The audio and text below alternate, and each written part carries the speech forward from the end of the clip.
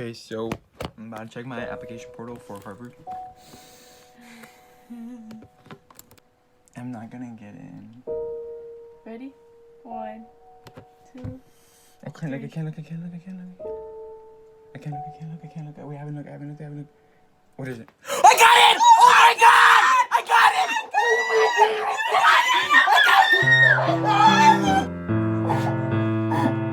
I'm so proud of you. I got in. We got it, bitches! I got it. My first name?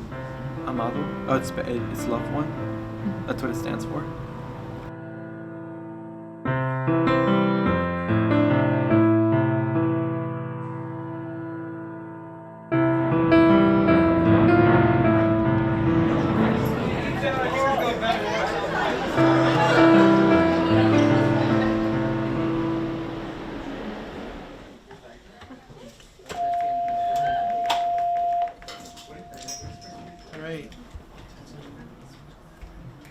I've been his teacher for the last 2 years.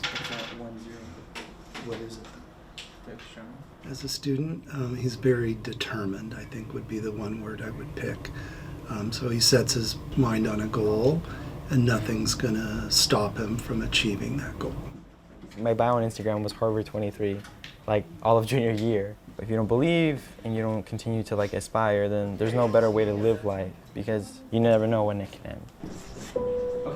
Amado is the first kid that we have that got into Harvard, so it was a very big deal. And yeah, we're very proud of him for that. I guess you can say a Mexican student from the southwest side of Chicago who is also first generation and comes from an undocumented mother. But I feel like I'm also just Amado. Debate for me was really important because it sort of gave me a voice in which I felt like I really never had one, you know? I'm a mentor here. The Writing Center was a space created by me, 6 other people, and a teacher to help students access fair, inviting mentorship. He's a very, warm and caring person. He's a very genuine person. So if you have a relationship with him, you can definitely see how genuine he is in everything that he does and, how he carries himself, but also kind of keeps to himself a bit as well.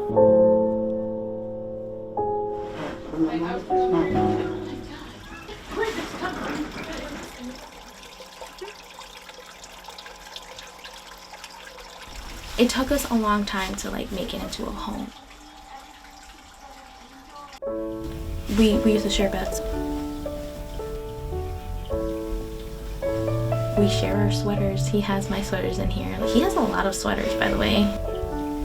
Some of the people that he went to elementary school with, they'd make fun of him, or they'd be like, "Oh, well, you live in a basement." We grew up pretty poor. We grew up on food stamps. It bothers me when he says we're poor, because we're not poor. But the only reason why I don't think we're poor is because we're not homeless, and we have food.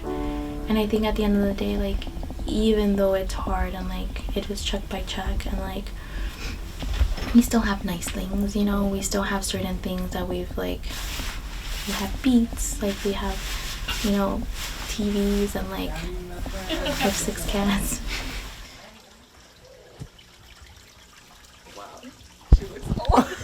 Oh my god, no! It's not poverty, but it's the things that you do in order to get by that are not allowed, and we've overcome that to now be actually just actual contributing members of society. Yo más que nada fui proveedora. No me tomé tanto el papel de mamá porque casi no he estado con ellos, porque he tenido que trabajar muy duro. Jamás voy a cubrir todas las cosas que quedaron vacías de su papá. Nunca ha sido... He tratado de cubrirlos, pero no se puede. I never really knew my father growing up. And Amado, he's been there for me since the beginning. I'm dealing at the moment with some mental health issues, with depression and anxiety. I have done some self-harm on my arm, and just to see the look on Amado's face when I told him that it broke me, and it's just to see him that upset over me. I never want to see that again. And I've been going through therapy right now, and I'm recovering. Amado, he was there for me. He's like a father figure for me, because he's the only man in my life that actually stayed throughout. So my father, when I was really young, wasn't the best person, and so he was incarcerated when I was young, and then he was deported from jail because he was included in things that aren't typically legal. I still remember being young and not really understanding that he was in jail. It's been a really long time since I've seen them. Do you maintain any contact with him? Yeah, I do, but he doesn't really provide financial support because he can't. Kind of hard. And it's kind of he wants to be in my life, but it's really hard, to accept somebody back into your life. So it's a process. Mi hija la mayor me ayudó mucho en ese aspecto. Ella fue mi respaldo. My older sister, because my mom was always working when we were younger, always took care of us. She was basically our mom because she cooked, she cleaned, she changed my diapers, she changed my sister's diapers while going through school. So my sister got this rare form of tuberculosis, and so she was hospitalized for a really long time, and so she was really close to passing away. She, in my eyes, is probably one of the most strongest people I've ever met. Oof. One of the strongest people I've ever met because Oh my god, to this day, she's still working hard. She's going to college while maintaining a full-time job providing for our family. Yes! And sort of still trying to be that role model. And I think for me, it's super important. Because you have to believe, I'm sorry. Can you talk a bit about your relationship with her? Mm-hmm. I can. Whenever you're Yeah. trying to find tissue. Yeah, I don't know what to do. I don't know. I see computers, but I don't know if there's a tissue. Or I could go into the other room or something too. I'm gonna find a tissue. I don't think I'm gonna stop being emotional, so I'm just gonna keep talking. My sister and me are two peas in a pod. We're very similar in terms of being very motivated towards success. And growing up, it was pretty hard because it was kind of just us versus the world. And I guess I look up to her because I always had somebody to run to, which was her when I felt bad, but she never had anybody to run to with all of her problems.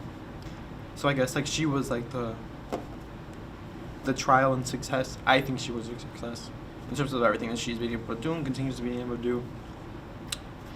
And I attribute mostly all my motivation and aspirations because of her. Because it's unfair. Because it's unfair. Because the world's unfair. And I guess I want to give back, and I hope that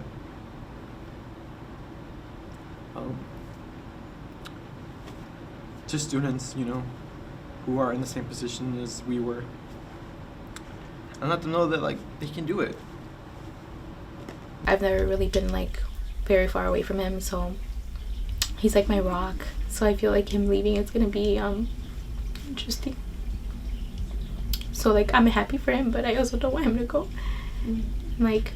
He would tell me oh, what if I don't get into Harvard? I'm if you don't get into Harvard, they suck. It's a bad school anyways.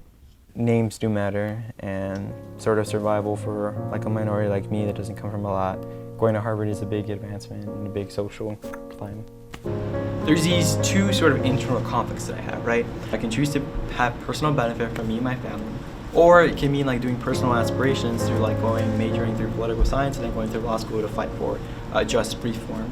And I guess for me, the person that I want to become is a person that is to know that I didn't get caught up in the elitist lifestyle that is kind of going to Harvard University.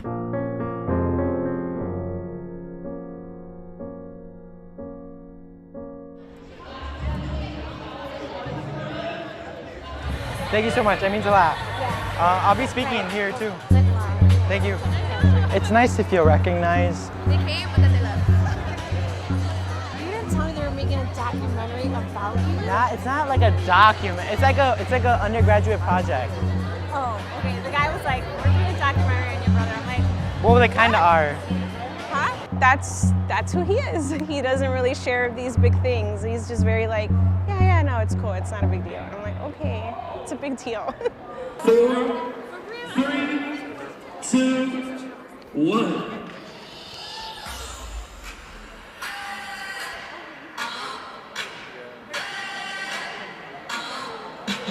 Congratulations. Thank you. Good evening, everyone! Who knew that my life on December 13th, exactly at 6:05, would have changed so dramatically? Okay, so I'm about to check my application portal for Harvard. Who would have thought that me, a Mexican first-generation kid from the southwest side of Chicago, who grew up substantially poor, without a father, and with an undocumented mother. Oh my god. I can't open it, dude. I can't open it, dude. I can't. What do you mean you can't? I can't. Like, I physically cannot open the portal because I'm gonna cry. Because I Would have gotten into Harvard.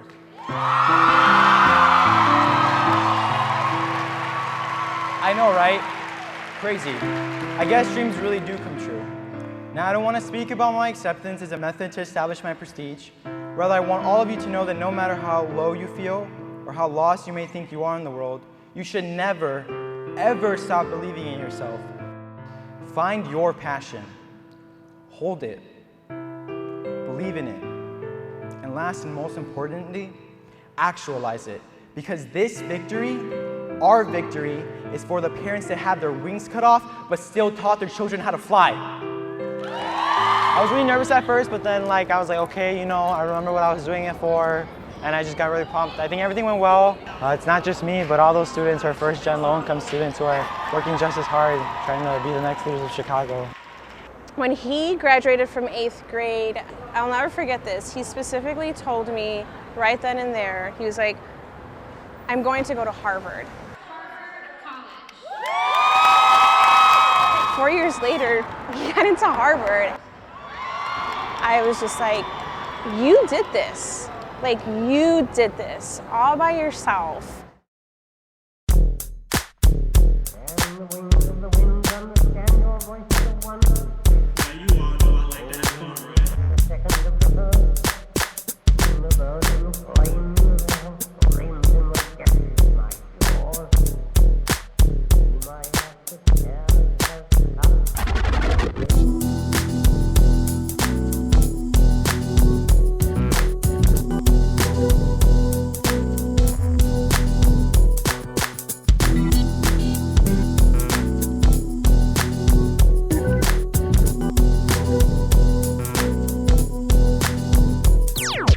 Disculpen el tira.